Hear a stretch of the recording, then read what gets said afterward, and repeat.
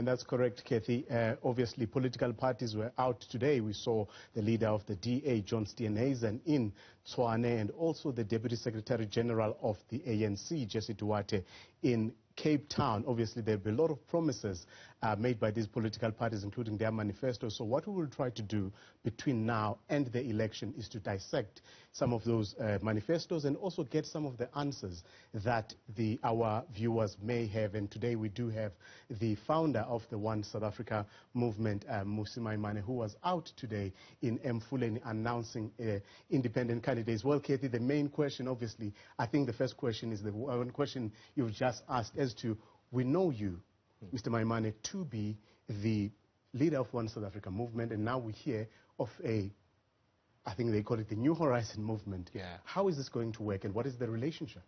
Well, thank you so much, and it's great to be with you in studio. It's great to be with fellow South Africans. I think more than anything, it's important that we recognize that one of the things that have happened in our democracy is that we've taken power away from citizens. Most people sit at home and they say, we have no electricity, water, or anything. We're disempowered. Secondly, we see political parties every 5 years come and tell us promises, and then they leave because they take the power away from us. So we felt as One South Africa movement that it was always going to be important that we partner with communities, for those communities to be able to select independent candidates and for them to be on the ballot. So as One South Africa, we are the national umbrella body, if you like, and in every community we've identified key structures, associations, residents associations that can stand for election and become the centers upon which accountability can be held. So the New Horizon movement is a movement that we've been working with for a number of, for a long time. We've helped identify candidates, we've helped train them. We've also helped in preparation towards how to campaign before an election, what does governance look like. And then when it's said and done, what we want to do in the long run is ensure that we can replicate this all across the country, which we have already. So effectively, this means that we are not going to see any candidate under the banner of One South Africa movement, Correct. Yourself included. You are going to see candidates that come from residents associations and communities, because we think power must be back to the people. If you put me on the ballot and you say, Mmusi Maimane, well, I sit at a national level. I come from Dobsonville in Soweto. How on earth will I know better than someone from Mfuleni, as we were today, or in Greater Letaba? But someone might argue that you can be a candidate in Dobsonville. Why not? I could be that, but I felt that this is also a first step towards electoral reform, because you'll remember that we won in the Constitutional Court to say, let them reform the Electoral Act so that you can have direct elections even of MPs. And so we've put that legislation on the table. We want in 2023 for government to give us, for Parliament to table that law. If they fail to do so, then in 2024, I really believe more than anything, it's an opportunity for us to directly elect people. Then we must know to say, Sbu is my MP for this community, and I will hold him accountable for schooling, for healthcare, etc.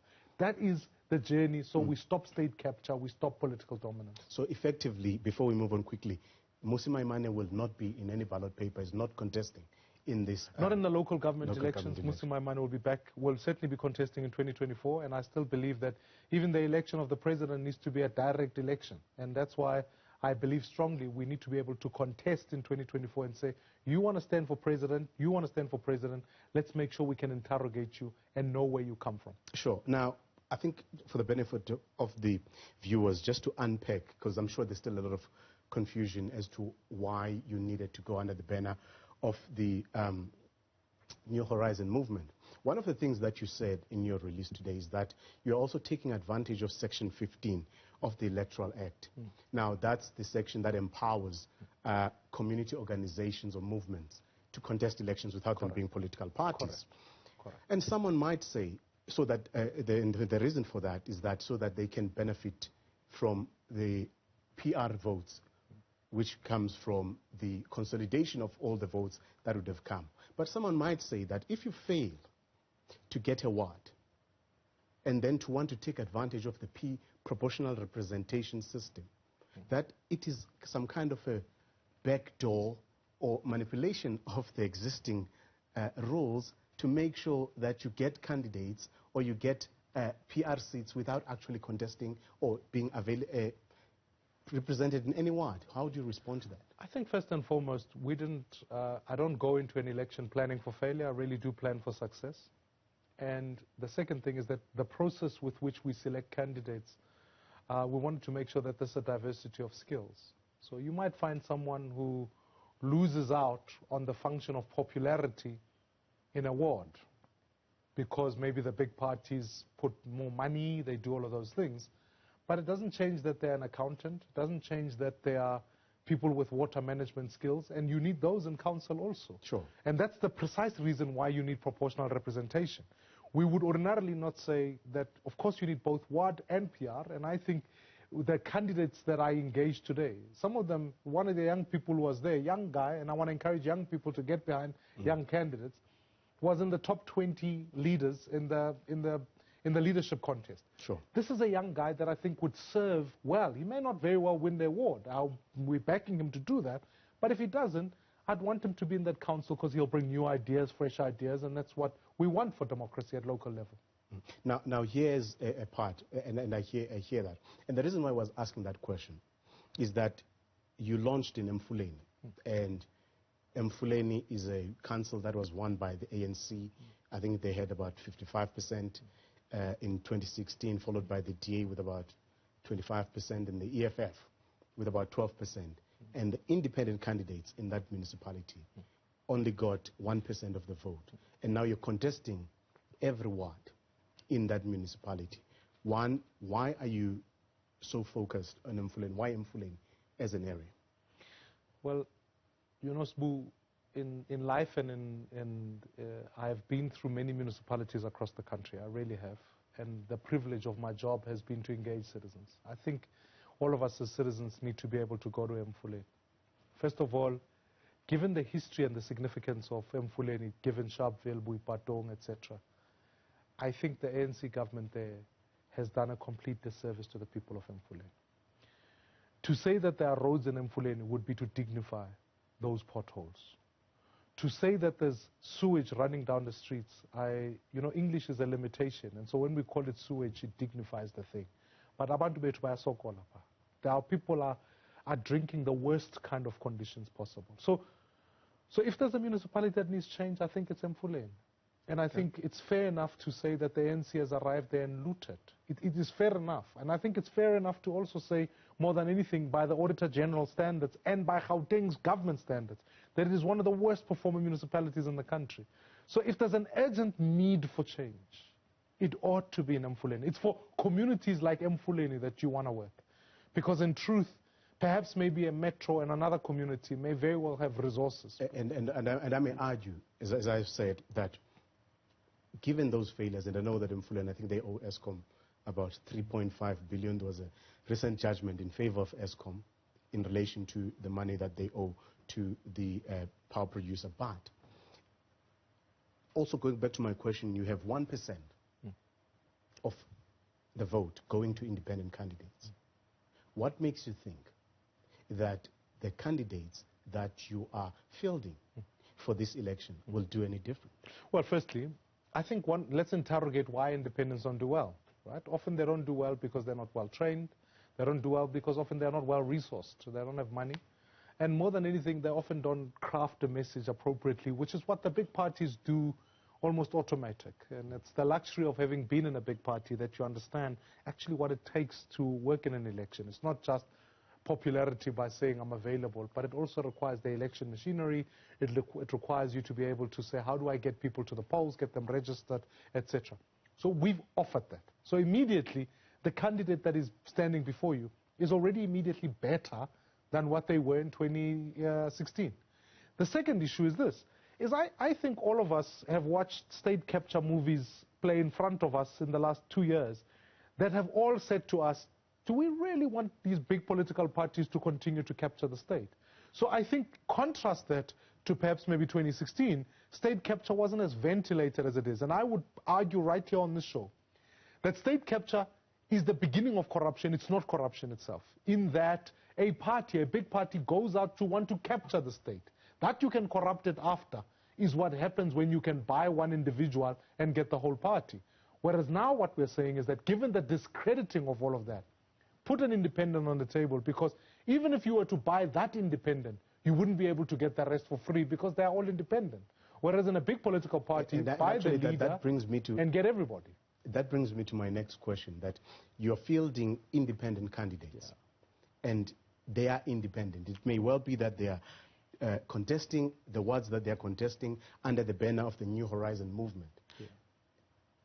If, for argument's sake, they end up, say, getting some PR, proportional representation seats, now, whose mandate are they carrying? Because unlike a ward councillor who comes from a particular constituency, a PR candidate does not necessarily represent a particular constituency. And given the fact that they are independents, who do they represent, really? No, I think they represent the very citizens who would have voted for them. Because one of the, in a way of working out the formula, we've been able to ascertain that the PR list doesn't also just become automated by the fact that you are in a faction of a political party, etc. It becomes automated and triggered by the proportion of votes that emerge from the ward system, so that you can allocate it accordingly. So that we know up front to say, if candidate X, who's got more votes in this one particular community, they should, and maybe they don't win, they lose by 2% or whatever, they should be the first to be on the PR list because they enjoy popular support of the people. And then so you're talking about rejigging the PR list after the election? No. It's already, as you go into the election, it's already mirrored in that way. And what we're saying is that to rejig it is about saying, if then candidate X who gets the most votes but is lower down, the other ones can't get that list automatically, and it's easy for them to resign, actually. That's how you work it.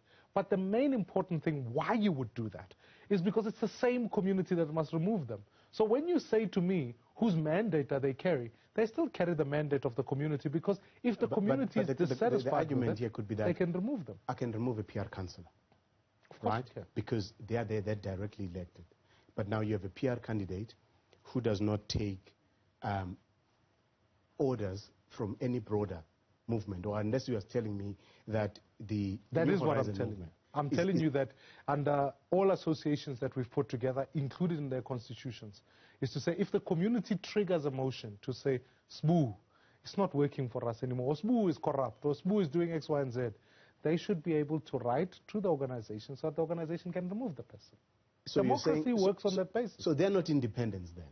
If the movement can remove them? They are independent in as far as the fact that they are located in a community and that they serve the community. It's only the community that can remove them. Whereas in a political party system, only the party can remove them, and the party has to decide at a national level on which faction you are in, or whether or not your infringements violate the party. Whereas what I'm saying is that your confidence and your mandate is always derived from the people, by the people. It should always be like that. That's how the system works.